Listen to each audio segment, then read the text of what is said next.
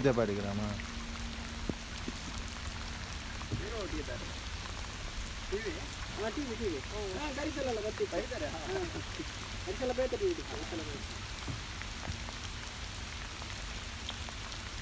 ಎಂಗ್ಲಾಂಡ್ ನ್ಯಾಷನಲ್ಗೆ ಹೋಗ್ಕೊಂಡು ಏನು ಈಗ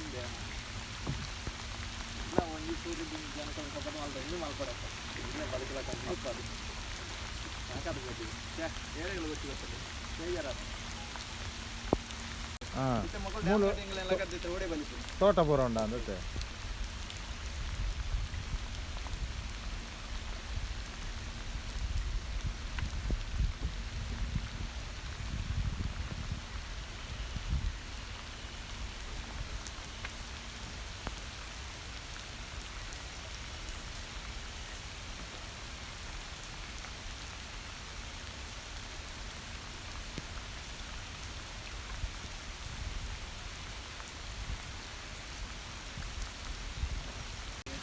ದುಮ್ಮಲ್ ತಂದಿತ್ತೇವೆ.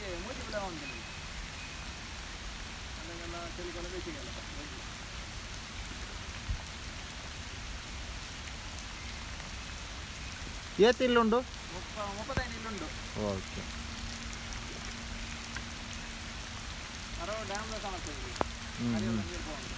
ಹಾಂ ಹಾಂ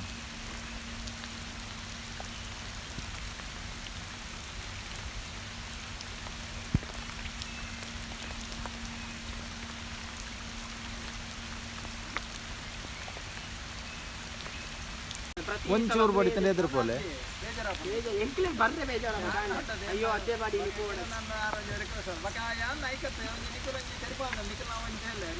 ಸಪೋರ್ಟ್ ಜನಕಲ ಎಂಜಿನ ಸರ್ಕಾರ ಬಾಗ ಅಂದೇನು ಯಾಕೆ ಇರ್ತಾರೆ ಅಕಲು ಎಂಜಿನಕ್ಕೆ ಸರಿಯೇನದು ಗೊತ್ತಿದೆ ಅದು ಅಕಲು ಬಂದ್ಪುನಲ್ಲ ತಪ್ಪುದಲ್ಲತ್ತು ಪ್ರತಿ ವರ್ಷ ಫೋಟೋ ತೆಪ್ಪೇರು ಸರಿ ಭಾರಿ ಬೇಜಾರು ಇದು ಓಡ್ತಾರೆ ಹಿಂಗೆ ಮೆಂಟನಲ್ಲ ಸರಿ ಹಿಂಗೆ ವಯಸ್ಸು ಹೊತ್ತು ಏನು ಓಡಿಸಿ ಹೊಡ್ಕೊಂಡು ನಿಮ್ಮ ಮನವಿಲ್ಲ ಇದು ದಪ್ಪ ಉಂಟಿಲ್ಲ ಒಂದು ಇಲಕ್ಕೆ ಕೂಡ ನೀವು ಹಾಕಿ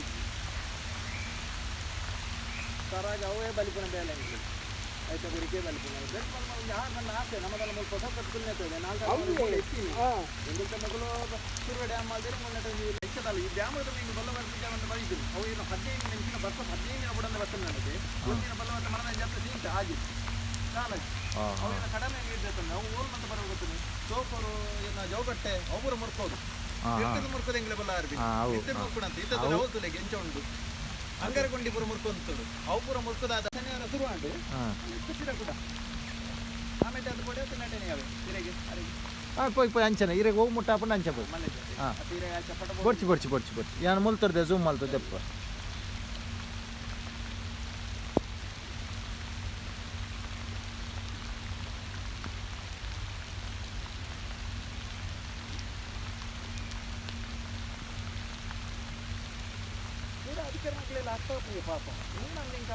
ಆಂಡ ಅವು ಮಲ್ಲ ಸಮಸ್ಯೆ ಡ್ಯಾಮ್ ದನೇ ಸಮಸ್ಯೆ ಒಂದಾದ ಮಾಡ್ತಾರೆ ಓಲಾಂಡ್ ಹೆಚ್ಚು ಕಮ್ಮಿ ಆಂಡ್ ಆಂಡ ಮೊದಲೇ ದಾದ ಒಂದ್ಸರ ಬಿಡು ಮಜಾ ಒಂದ್ಸರ ಓಪನ್ ಏರಿಯಲ್ಲ ಮೊದಲು ಎಂಡಿಯರ್ ಫೋನ್ ಬೈತಾರೆ ಅದು ಒಂದ್ಸರಿ ಅಕಲು ಒಂದೇ ಕಾಣೆ ಜಪ್ಪನ 4 ಗಂಟೆ ಆಗ್ತದೆ ದೊಡ್ಡ ಹಾಗೆ ಮೀಟಿಂಗ್ ಮಾಡ್ತಾರೆ ಜಪ್ಪನಾಗ ಆಯ್ತು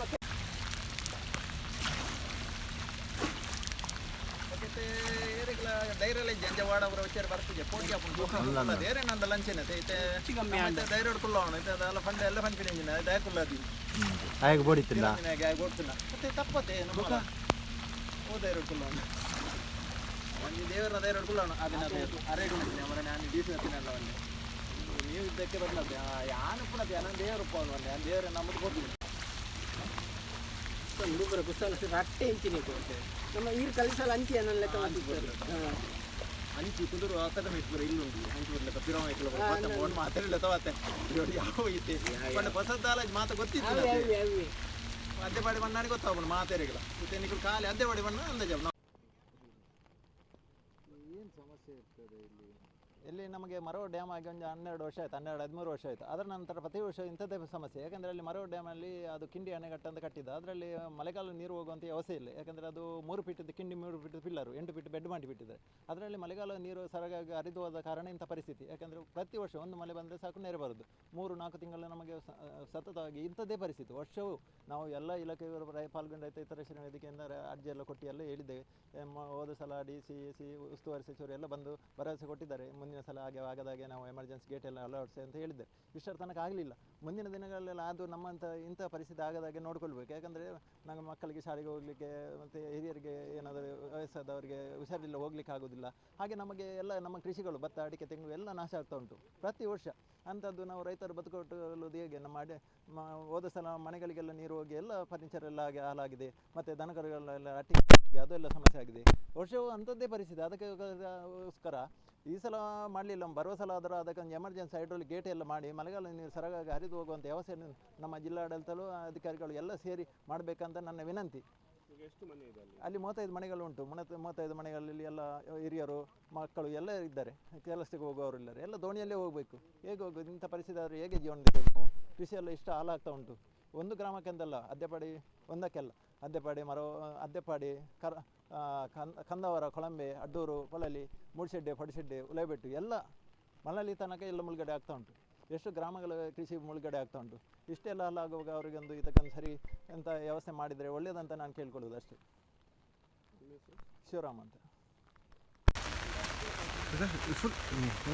ಸ್ಯಾಮ್ಸಂಗ್ ಅಥವಾ R20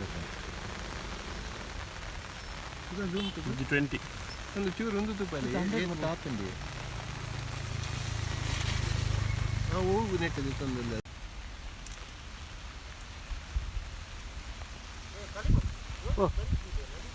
ರೋಡ್ ಉಂಟಾ?